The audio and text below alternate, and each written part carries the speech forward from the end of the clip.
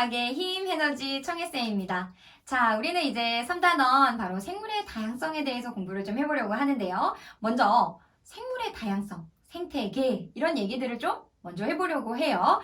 자, 생물 다양성이라는 거의 정확한 정의를 좀 한번 살펴보면 여러 생태계에서 얼마나 다양한 종류의 생물들이 살고 있는지를 나타낸 것이다 라고 볼 수가 있습니다.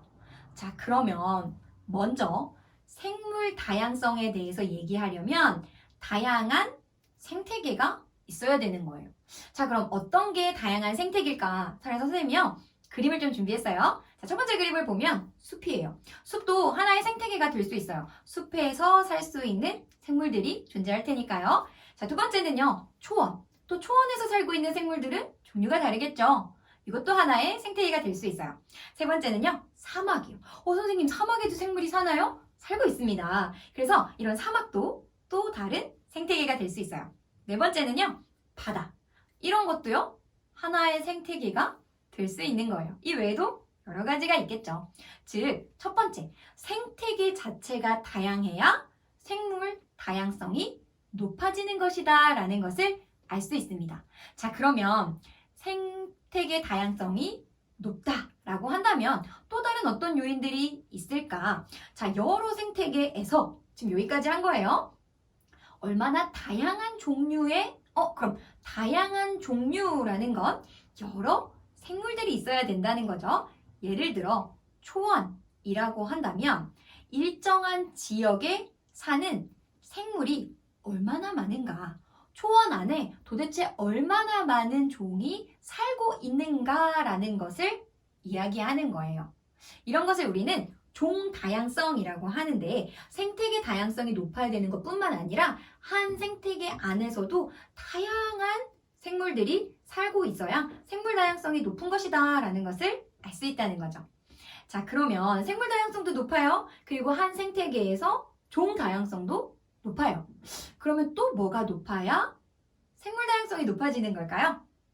바로 한 종에 집중해 보면 알 수 있어요. 자, 여기 그림에요. 얼룩말이에요. 자, 얼룩말이 그 표면을 봤더니 그 얼룩 무늬가 다 똑같은 게 아니라 그래요. 얼룩말의 이 표면이 다 다르네요. 그 얼룩 줄무늬가 그 간격이 다 다르다는 이야기인 거예요.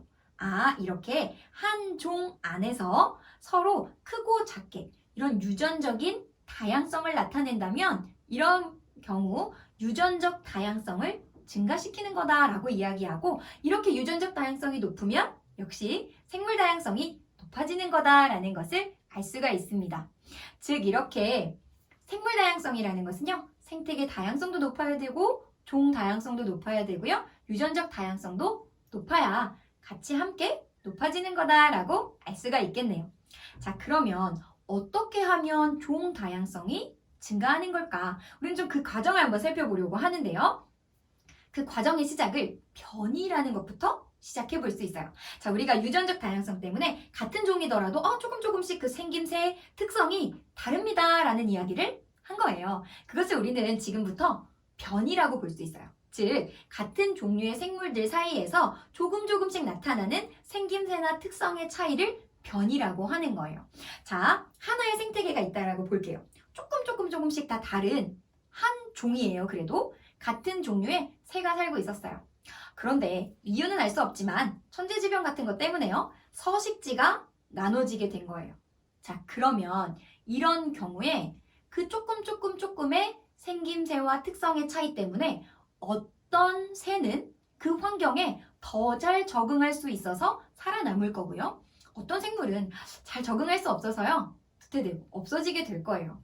자, 이렇게 오랜 시간을 살았다라고 한다면 우리는 이것이 자연 선택되었다라고 이야기를 하는데요. 오랜 시간이 지나게 되면 더 이상 이 두 생물은요. 같은 종으로 보기는 어렵습니다. 그 특성이 종 다양성으로 분화가 일어난 것을 볼 수가 있는 거죠. 이렇게 생물 다양성이 증가하는 그 원인이 되는 것이 변이가 될 수 있다라는 것을 잘 이해를 해주면 되겠습니다.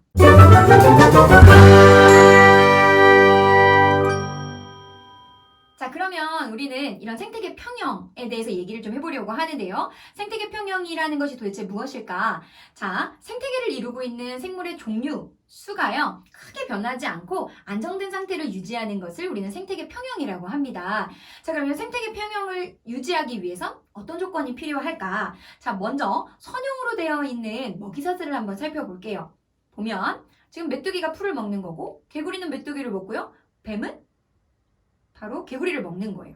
자, 이렇게 선형으로 되어 있는 먹이사슬의 경우에는요, 한 종류의 생물이 없어진다면, 즉 개구리가 없어진다면요, 이 생태계 평형이 깨지게 될 거예요. 즉 와르르 무너진다는 거예요.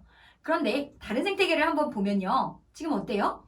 맞아요. 먹이사슬이 굉장히 복잡하게 얽혀 있어요. 자, 이런 경우에는 한 종류의 생물이 좀 줄게 되더라도, 급격하게 줄게 되더라도 생태계 전반적으로는 크게 균형이 깨지지 않게 된다라는 것을 알 수 있어요. 즉, 먹이사슬이 복잡하다는 건 생물 다양성이 높은 것이 바로 생태계 균형을 유지하는데 굉장히 중요한 조건이 된다라고 이해를 해주시면 되겠습니다.